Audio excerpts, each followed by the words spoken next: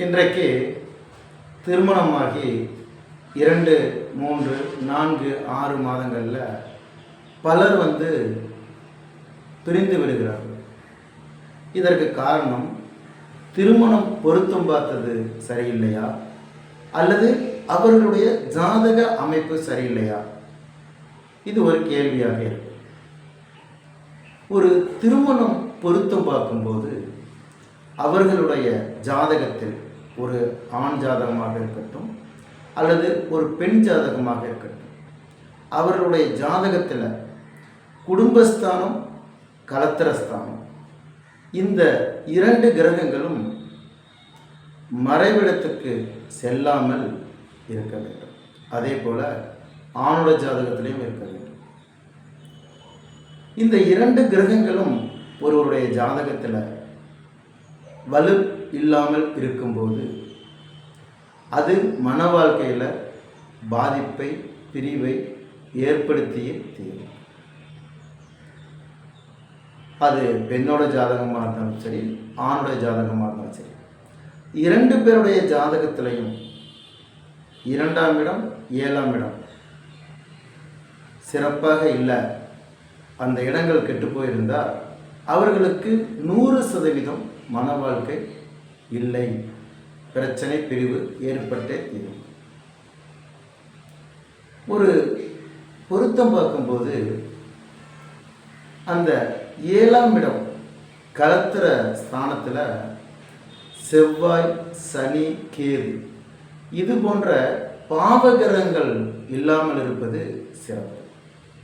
அந்த கிரகங்கள் 7ஆம் இடத்தையோ 2ஆம் இடத்தையோ பார்க்கவும் கூடாது. குறிப்பாக செவ்வாய், சனி, கேது இந்த கிரகங்கள் சேர்ந்து அல்லது வெவ்வேறு இடத்துல இருந்து 7ஆம் இடத்தையோ அல்லது 2ஆம் இடத்தையோ பார்வை செய்யும்போது அவர்களுக்கு 100% மன வாழ்க்கையில் பிரிவு, பிரச்சனை ஏற்பட்டே தீரும். பொருத்தம் பார்க்குறதுல முக்கியமான ஒரு கிரக நிலையை பார்க்கணும். 7ஆம் இடத்துல இருக்கக்கூடிய கிரகங்கள் கேதுவின் நட்சத்திரத்தில் இருக்கக்கூடாது. அதே போல 2, 3 கிரகங்கள் கேதுவின் நட்சத்திரத்தில் இருக்கக்கூடாது. சுக்கிரன் குறிப்பாக கேதுவின் நட்சத்திரத்தில் இருக்கக்கூடாது. கலத்திர ஸ்தானாதிபதியான 7ஆம் அதிபதியும் கேதுவின் நட்சத்திரத்தில் இருக்கக்கூடாது. அப்படி கேதுவின் நட்சத்திரத்தில் 2, 3 கிரகங்கள் இருக்கும்போது அவர்களுக்கும் மன வாழ்க்கை சிறப்பாக அமையாது.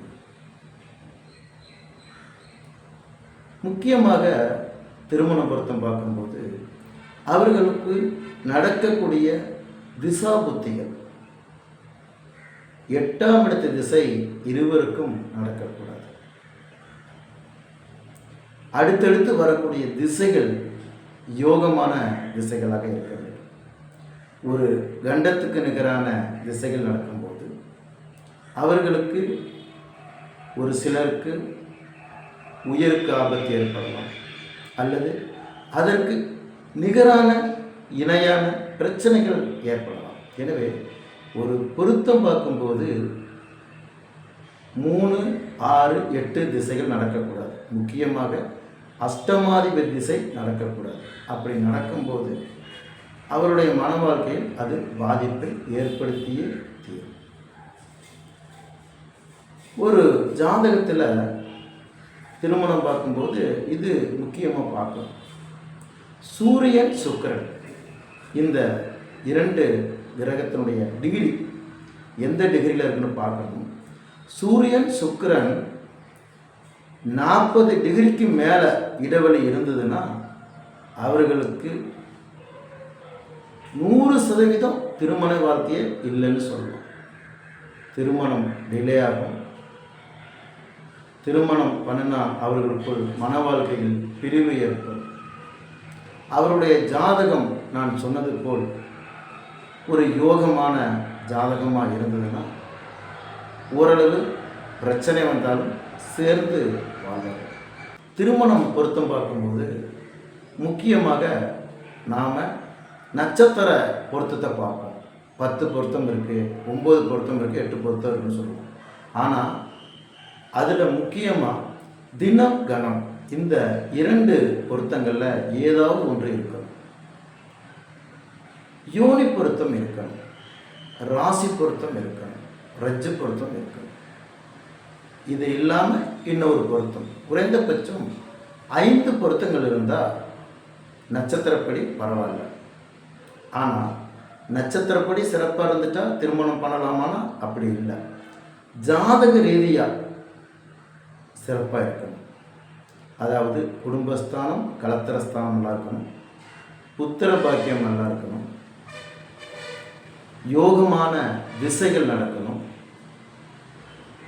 7ஆம் இடத்துல பாவகிரகங்கள் இருக்கக்கூடாது, பாவகிரகங்களுடைய பார்வைகள் இருக்கக்கூடாது, சூரியனும் சுக்கிரனும் 40 டிகிரிக்கு மேல் இருக்கக்கூடாது. இப்படி கிரகநிலைகள் இருக்கும்போது அவர்களுக்கு யோகமான திசைகள் நடக்க வேண்டும். அதாவது அடுத்தடுத்து வரக்கூடிய திசாபுத்திகள் யோகமான திசாபுத்திகள் நடக்க வேண்டும். இப்படி அவருடைய ஜாதகங்களை சிறப்பாக இருக்கும் பட்சத்தில் அவருடைய மன வாழ்க்கை மகிழ்ச்சியானதாக 100% இருக்கும்.